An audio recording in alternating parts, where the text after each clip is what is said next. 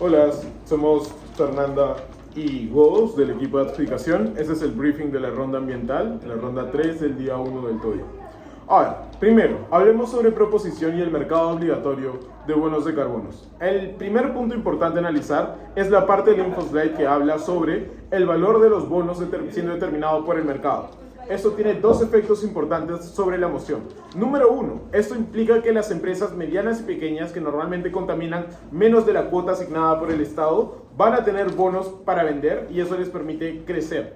Ahora, esto depende de una caracterización muy importante que es cuánto van a sobrar los bonos. Lo más probable es que no haya muchas empresas que tengan muchos bonos para dar y regalar, porque la mayoría de las empresas tratan de utilizarlos al máximo. Eso implica que los bonos que haya van a ser bastante caros por alta demanda y por lo tanto leyes de mercado. Lo segundo es que probablemente eso sea particularmente positivo para las empresas verdes, que sean medianas, pequeñas o grandes, normalmente contaminan por debajo del bono o de los bonos de carbono asignados. Eso permite que las empresas verdes vendan sus bonos, hagan ganancia, crezcan, desarrollen cosas como economías de escala, cosas como nuevo desarrollo de investigación de productos, etcétera, lo cual termina beneficiando al ambiente y a los consumidores. El segundo punto importante es hacer un balance entre el desincentivo de contaminar y los incentivos que tienen las empresas para comprar bonos de carbono. Porque si la anterior caracterización es cierta, entonces los bonos van a ser relativamente caros y al mismo tiempo las empresas probablemente quieran tratar de seguir contaminando para aumentar su margen de ganancia. Entonces lo más probable es que se llegue a un punto de equilibrio, donde gastan lo justo y necesario para producir al máximo, lo cual implica ganancias para las empresas y al mismo tiempo no contaminan tanto como contaminarían en un mundo donde no hubiera límites o solo hubiera multas y por lo tanto contaminarían al infinito y seguirían matando al medio ambiente. El tercer punto importante es el tema de enforcement, porque siempre existe el argumento de no, pero las empresas van a alargarse o las empresas van a dejar de invertir o las empresas van a invertir menos y eso va a afectar la economía local. Varias razones por las cuales eso no es cierto. La primera es los costos hundidos. ¿A qué nos referimos con esto? Cuando una empresa realiza operaciones en un país, normalmente hace costos que no puede recuperar fuera de la producción o que probablemente se queden en el país. Por ejemplo, una empresa construye una fábrica desde cero, importa maquinaria, además de pagar por la maquinaria, entrena trabajadores y esa clase de costos no son recompensables. Lo cual implica que la empresa no puede simplemente largarse y decir váyanse al demonio, me largo de acá, como Cartman, sino probablemente tengan que quedarse y seguir produciendo, siguiendo las leyes que da el Estado o las reglas de los bonos o lo que sea. Lo segundo es que la mayoría de países en desarrollo tienen una característica muy especial, que son países extractivistas por la alta cantidad de materias primas y recursos que tienen, que no suelen ser muy comunes en el resto del mundo. Es decir, gran parte de los minerales preciosos están en Latinoamérica y en África. Es muy difícil que una empresa, número uno, vaya a primer mundo, donde hay altas regulaciones mucho más estrictas y haya más competencia para minar, por ejemplo, pero número dos, literalmente saque toda su operación y se vaya a otro lado, teniendo en cuenta que esta moción se entiende aplica a todo el mundo.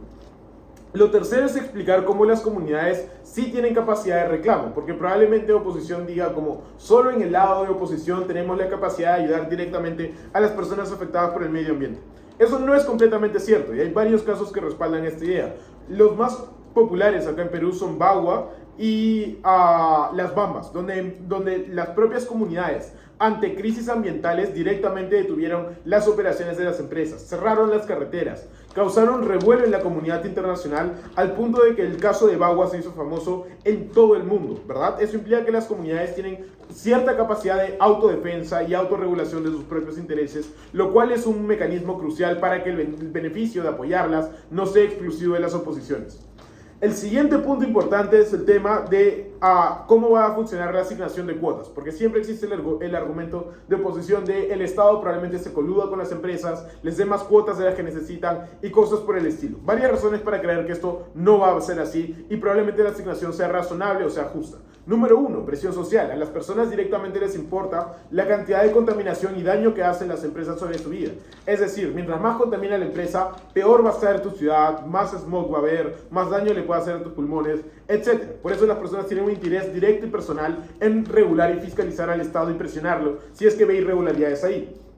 Segundo, la presión mediática. Esos suelen ser temas muy controversiales porque suelen ser en empresas de gran nombre, ¿verdad? Que suelen tener relevancia nacional. Tercero, hay una necesidad económica de los estados. por el análisis de cómo funcionan las cuotas y la cantidad de dinero que puede generar o las multas que pueden ser pagadas, los estados necesitan ese dinero. Son países en vías de desarrollo, ¿verdad? Son países que necesitan financiamiento para los proyectos, para satisfacer necesidades básicas. Es muy difícil que elijan renunciar a eso para coludirse con las empresas.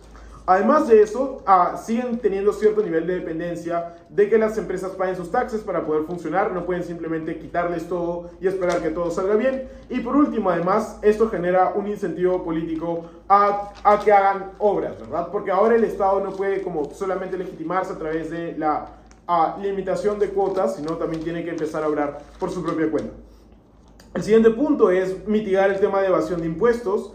Hay cosas bastante importantes acá. Número uno, los bonos de carbono son un bien exclusivo. Deben pagarse por todas las empresas o se va a inflar el valor de las que sí pagan. Eso le da un incentivo a las empresas que sí siguen las normas de activamente fiscalizar a la competencia y asegurarse de que estén pagando, porque si no se va a reducirse la oferta, mientras que la demanda se mantiene estable, el precio sube. Lo segundo es que se puede hacer un encuadre del mundo post-Odebrecht, post-escándalos de corrupción. ¿Qué implica esto? Que no es el mundo donde la corrupción andaba libremente, sino es un mundo donde progresivamente se va fiscalizando más, se van destapando más escándalos de corrupción y por lo tanto los estados tienen más capacidad de detener o prevenir la evasión de impuestos. Lo tercero es sobre los ONGs y los proyectos, y esto es importante. Hay un encuadre que se puede realizar, que es que ya reciben suficiente funding, lo cual es en buena medida cierto. ¿Por qué? Primero, suelen ya ser rentables los proyectos hechos por las ONGs y son vendidos a las empresas. Ya se invierten millones y millones de dólares en ellos, ya sean scholarships a los estudiantes involucrados, ya hay un montón de incentivos de limpieza de imagen que hacen que las empresas ya inviertan. Mientras más fuerte sea el encuadre de la oposición de quieren lavar su imagen, más duro están probando que la empresa va a hacerlo de todos modos, porque es una gran oportunidad de limpiarse. Entonces ahí pierden por exclusividad impacto o relevancia. Y además de eso, la moción dice reemplazar impuestos, no es reducirlos. Entonces no es que vas a pagar menos de un lado, sino vas a pagar esencialmente lo mismo en ambos, solo que uno va directo a las arcas del Estado, lo otro va a las empresas que están donde estás como o va directo a las ONGs que están haciendo los proyectos. Lo siguiente es cómo los bonos financian una transición verde. El argumento es el siguiente: la mayoría de empresas pequeñas o medianas no pueden realmente competir con las empresas grandes en el corto o en el mediano plazo, y en el muy largo plazo todavía sigue siendo extremadamente incierto. ¿Qué implica esto? Que las empresas probablemente tienen incentivos a diferenciarse y hacer competencia con las grandes empresas de otro modo, sobre todo a través de hacer transiciones verdes, y que el componente verde en su sistema productivo sea un elemento diferenciador, sea algo que les permita decir: soy diferente a la competencia, cómprame a mí. ¿Qué implica esto? Que a través de la compra y venta de bonos, las empresas pueden financiar esa transición y hacerla más accesible. Empresas que no podrían hacerlo porque es altamente costoso o es un proyecto muy a largo plazo, ahora reciben un flujo significativo de dinero que les permite volverse verdes. Eso además implica que a medida que vayan avanzando en esa transición, van a aumentar la cantidad de bonos que tienen disponibles para vender. Eso les permite seguir creciendo, seguir ganando dinero y seguir transicionando. Y por último, es muy difícil cuantificar cuánto reparas, y eso pone trabas muy fuertes al argumento de oposición de vamos a reparar a las personas. Es extremadamente difícil hacer un examen de impacto ambiental para un proyecto a futuro, mucho más difícil es para un problema que ya sucedió y se está tratando de reparar. Además hay incentivos perversos en juego, ¿verdad? Porque por ejemplo, la empresa y la ONG tienen incentivos para exagerar. La empresa puede decir esto soluciona más problemas de lo que en realidad hace para limpiar su imagen en mayor medida. La ONG puede hacerlo para recibir más financiamiento, para ser más relevante y para ponerse más en el mapa. Ese es básicamente el caso de PROP en este briefing. Es básicamente voltear eso. Lo primero es que hay un problema en cómo es que se busca solventar el problema de la contaminación con los mercados de carbono obligatorios. El tema es que hay un problem solving gap, que es básicamente queremos reducir la contaminación en estos países en particular, pero queremos hacerlo mediante este mecanismo como a nivel de se venden los bonos. El problema con eso es que no te estás asegurando de que realmente haya como una conciencia a nivel ecológico de cómo se están implementando estos proyectos, ¿no? Básicamente las empresas simplemente compran sus bonos, ergo pueden contaminar lo que quieran. El tema ahí es que hay un mayor incentivo por parte de las ONGs a través de mecanismos que son voluntarios, o sea, a través de justamente los proyectos de las ONGs, de implementar justamente proyectos que sí sean sostenibles a lo largo del tiempo. Incluso si pueden haber como incentivos para las empresas a transicionar porque les parece como más económicamente lucrativo.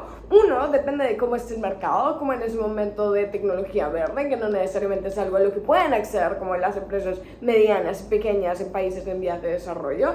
Pero dos, como nada nos asegura de nuevo que vayan a como ser incluso más ecoamigables que los proyectos que se pueden establecer por parte de comunidades rurales en estas zonas. Entonces, entendiendo que lo que se quiere es reducir las emisiones, eso es algo que se logra de mejor manera cuando el enfoque es reducir la emisión y no simplemente regular un cap de emisiones que se puede tener, que es lo que sucede con los bonos. Lo otro es que justamente el hecho de que sea algo que se le pague al Estado, como de nuevo no ataca como el core del issue, y es que las empresas lucran de una manera que contamina cada vez más el medio ambiente. Ese es como el primer punto del caso de OP. El segundo punto es que, y está relacionado, es que si ya se está cuantificando cuánto es como el máximo de emisión que pueden tener las empresas, tanto pequeñas como medianas como grandes, razonablemente en un estado, eso quiere decir que es más fácil para las empresas grandes comprar estos bonos excedentes que tienen las empresas medianas y pequeñas de las que hablamos. El tema con eso es que justamente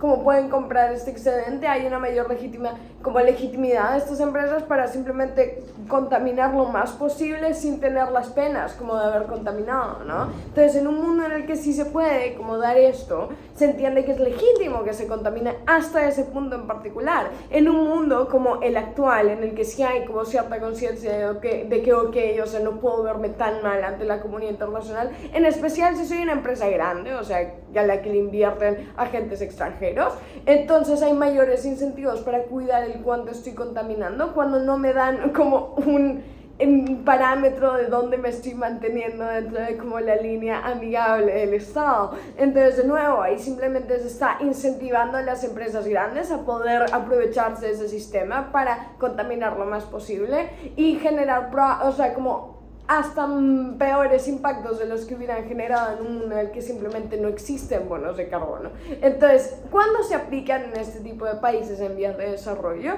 se genera esto en la comparativa de que sean simplemente los mercados voluntarios, que de nuevo son puestos por ONGs. Eso nos lleva al tercer punto, y es voltear el hecho de que las ONGs sean simplemente como personas ricas que de per se ya tienen todos los beneficios económicos y lucrativos que necesitan para funcionar. Y lo que pasa es que hay tres razones fundamentales por las que se puede preferir a la ONG, argumento de preferimos en la ONG.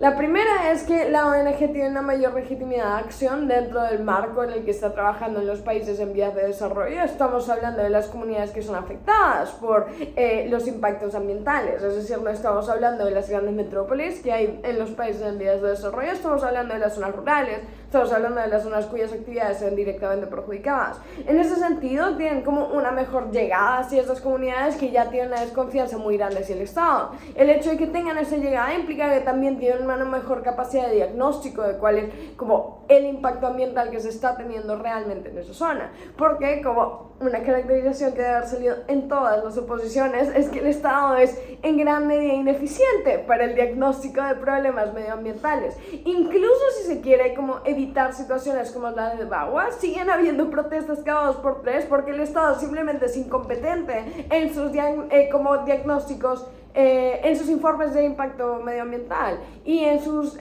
como posibilidades de consulta previa, etc. El hecho de que no sea diligente con eso nos como lleva a un problema que no se solventa hasta ahora, incluso cuando hay incentivos para solventarlo. Nada quiere decir que no pase lo mismo con los mercados de carbono.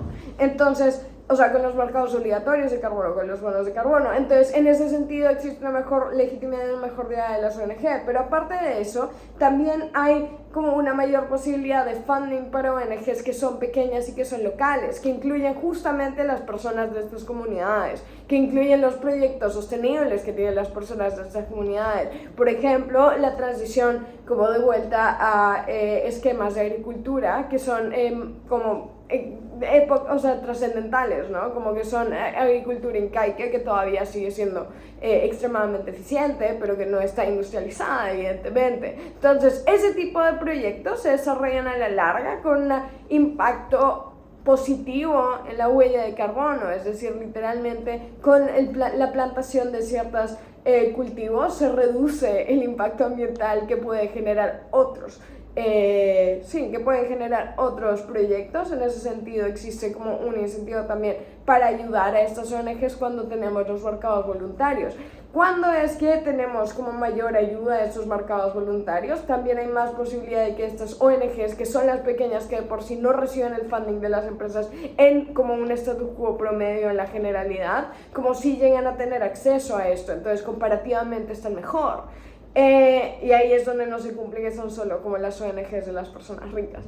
El tercer punto es justamente que este incentiva como más ONGs a crear este tipo de proyectos, como bastante intuitivo, como si hay más inversión en esta área, las ONGs copan esto para poder generar estos proyectos, tienen incentivos para hacerlo o sea, como que no vamos a actuar como que las ONGs tampoco sean como lo mejor del mundo, pero aunque se legitiman en el hecho de que puedan generar esta ayuda, entonces tienen que mostrar los resultados de que esto está trayendo beneficios hacia la población.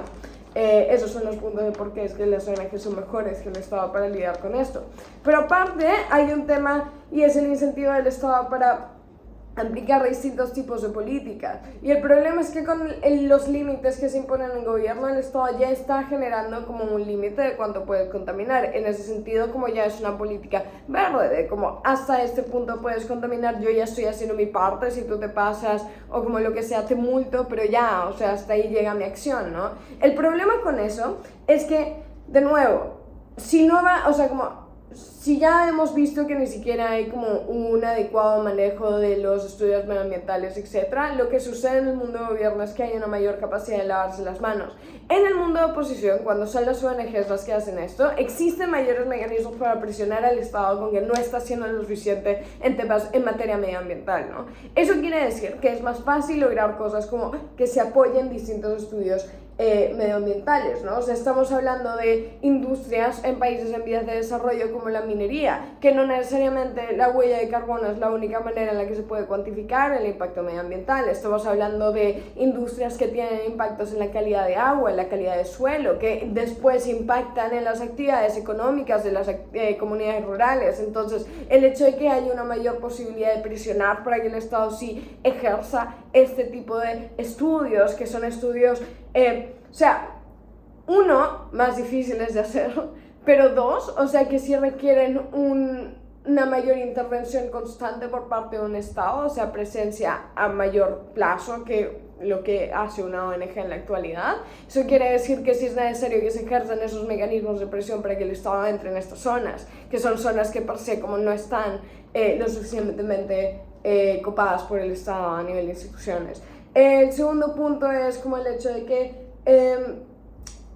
como proyectos propios por parte del Estado, regulación propia por parte del Estado que haya más allá de los bonos de carbono, es más fácil como empujar a eso cuando el Estado se ve como incompetente en materia de ecología, así ya como se le ve como que está haciendo lo que puede y que son las empresas las que están como contaminando lo más que pueden. Entonces el problema es de las empresas y el Estado tiene un mecanismo para lavarse las manos en el mundo de gobierno. Y lo tercero es que se prefiere, como en oposición preferimos un mundo en el que el Estado pueda delegar el tema de los proyectos, o sea, las ONGs, y que pueda fiscalizar igual el hecho de que no se rompan las legislaciones medioambientales ya existentes, porque preferimos un Estado que pueda delegar y después fiscalizar a un Estado que simplemente haga y fiscalice, porque hemos visto que la capacidad del Estado de hacer ambos es bastante sea, sí, limitada. El hecho de que sea el ente que fiscaliza, el ente que está haciendo como el proyecto o esté siendo la propuesta, muchas veces genera faltas de transparencia.